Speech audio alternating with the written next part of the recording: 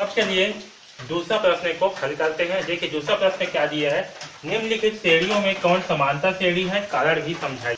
हमें जो है यहाँ पास ये 4 श्रेणी दी गई है, हमें इसे देख करके बताना है कि कौन सा समांतर श्रेणी है और उसका कारण भी बताना है। ओके, तो देखिए समांतर श्रेणी में क्या होती है, समांतर श्रेणी में जो सर्वांतर होती है वो क्या होती है, सभी में समान होती है। ओके, तो जिस भी श्रेणी में सर्वांतर सभी में समान होगा वो श्रेणी क्या होगा, समांतर श्रेणी होगा।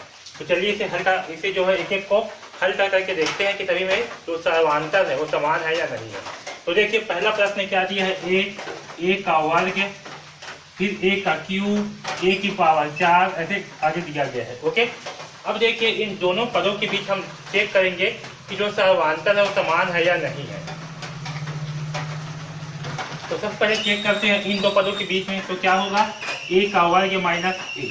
ठीक है, देखिए इन दोनों जो पद है इसके बीच का सर्वांतर क्या होगा, डी बराबर दूसरा पद यानी कि ए का वर्ग माइनस ए।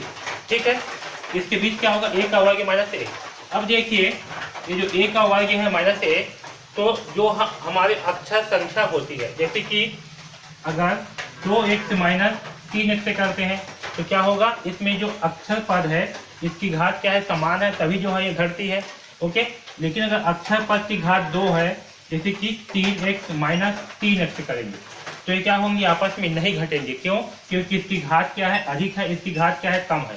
उसी प्रकार से यहाँ पास ए क्या है, आपका एक अक्षर संख्या है, इसकी घात 2 है, इसकी घात 1 है, इसलिए इन दोनों में कुछ भी नहीं घटेगा। इसका सर्वांतर क्या होगा, ए का वर्ग माइनस ए। ओके, इसी प्रकार से हम तीसरा पद और दूसरा पद के बीच सर्वांतर देखते हैं निकाल करके, तो क्या आएगा, ए की घात 3 माइनस ए की घात 2। तो देखिए यहाँ पास जो पहला पद और दूसरा पद है इसके बीच सर्वांतर क्या आया, ए का वर्ग माइनस ए, जबकि तीसरा पद और दूसरा पद के बीच सर्वांतर क्या आया, ए की घात 3 माइनस ए का वर्ग, जो कि दोनों क्या है, अलग अलग है। इसलिए जो पहला पद है आपका, जो पहला श्रेणी है, क्या होगा, समांतर श्रेणी नहीं होगा। तो पहला क्या होगा आपका, समांतर श्रेणी नहीं होगा। ओके, अब चलिए इस दूसरा श्रेणी को देखते हैं हल करके।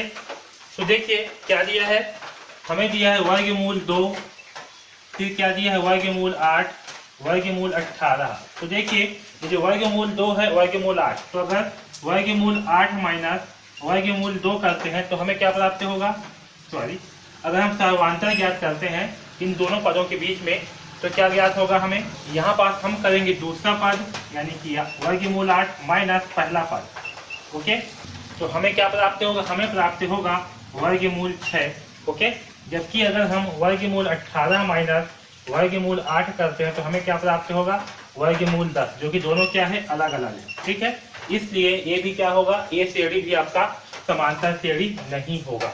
ओके, अब तीसरा को चेक करते हैं। तो देखिए तीसरा में क्या दिया है, 1 का वर्ग, तो 1 के वर्ग का मान क्या होगा, 1, 3 का वर्ग का मान क्या होगा, 9, 5 का वर्ग का मान क्या होगा, 25, 7 का वर्ग का मान क्या होगा, 49। ओके, तो इनके मध्य क्या करेंगे, हम सर्वांतर ज्ञात करते हैं। तो देखिए पहला सर्वांतर क्या होगा, 9 माइनस 1 करेंगे तो क्या प्राप्त होगा, 8। ओके, अब दूसरा सर्वांतर ज्ञात करते हैं, 25 माइनस 9 करते हैं तो हमें क्या प्राप्त होगा, 25 माइनस 9 करने पर हमें 16 प्राप्त होगा। तो देखिए यहाँ पर सर्वांतर क्या है, अलग अलग है, यानी कि क्या होगा, आपका तीसरा पद भी समांतर श्रेणी नहीं है। ओके, अब चलिए चौथा पद को ज्ञात करते हैं। चौथा क्या है, 0, फिर माइनस 4, फिर है माइनस 8 माइनस 12।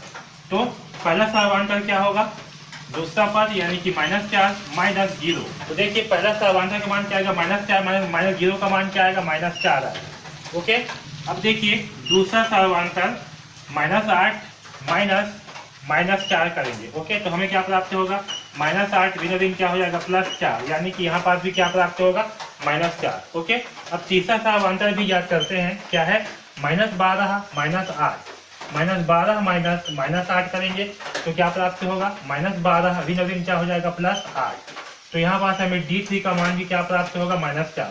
तो देखिए यहाँ पास जो सर्वांतर है, D1 का मान क्या है, माइनस 4, D2 का मान भी क्या है, माइनस 4, और D3 का मान भी क्या है, माइनस 4, यानी कि तीनों में सर्वांतर क्या है, समान प्राप्त हो रहे हैं। इसका मतलब क्या होगा कि जो तीसरा पद है, ये जो चौथा है हमारा, ये क्या होगा, हमारा एक समांतर श्रेणी होगा।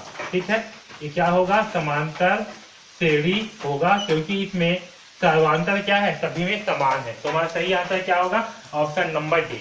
फिर भी हम इस ऑप्शन नंबर ई को भी चेक कर लेते हैं। तो देखिए यहाँ पास क्या है, 16, 18 सही 1/2, 20 सही 1/2, फिर 23 है। ओके, तो देखिए ये जो 18 है, 16 और ये 18 सही 1/2 के बीच कितने का अंतर है। तो देखिए इसे हल करते हैं तो ये होगा 16, 18 दूनी 36 और एक 37, ये होगा 37/2,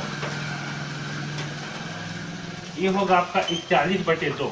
ओके, और ये होगा 23। तो देखिए इन दोनों का मध्य सर्वांतर क्या होगा, तो 37/2 माइनस 16 करेंगे। ओके, तो इसे हल करते हैं तो इन दोनों का लघुत्तम कितना आएगा, 2। तो यहाँ आएगा 37 माइनस, इसके नीचे कुछ नहीं मतलब क्या है, 1 है। तो 1 से 2 को भाग करने पर कितना आएगा, 2। तो 16 दूनी 2 करेंगे तो कितना आएगा, 16 दूनी आएगा 32। ओके, और इसका मान क्या होगा, 37 में से 32 घटाएंगे तो 5 बचेगा। तो यहाँ आएगा 5/2। ओके, इस पहला का मान है। अब दूसरा का मान चेक करते हैं। दूसरा क्या है, 41/2। दूसरा सर्वांतर क्या होगा, D2 बराबर, दूसरा पद क्या है 41/2। यहाँ करते हैं 41/2 माइनस 37/2। ओके, तो यहाँ पास हमें क्या प्राप्त होगा, देखिए 41 में से घटाएंगे 37 तो कितना आएगा, 4। तो यहाँ आएगा 4/2 और 4/2 का मान क्या होगा, 2। तो यहाँ पर D2 का मान क्या प्राप्त हो रहा है, 2। तो देखिए यहाँ पर D1 का मान है 5/2, जबकि D2 का मान कितना है, 2 है। तो यहाँ पर समांतर क्या है, अलग अलग है, इसलिए क्या होगा, ये भी समांतर से भी नहीं होगा। ओके, तो हमारा सही आंसर क्या होगा, दूसरा का हमारा सही आंसर होगा ऑप्शन नंबर डी। ठीक है, क्योंकि इसमें जो सर्वांतर है वो क्या है, सभी में समान है, इसलिए क्या होगा, इस ऑप्शन नंबर डी हमारा एक समांतर श्रेणी होगा। ओके, इस प्रकार से हम इस दूसरा प्रश्न को हल करेंगे। ओके।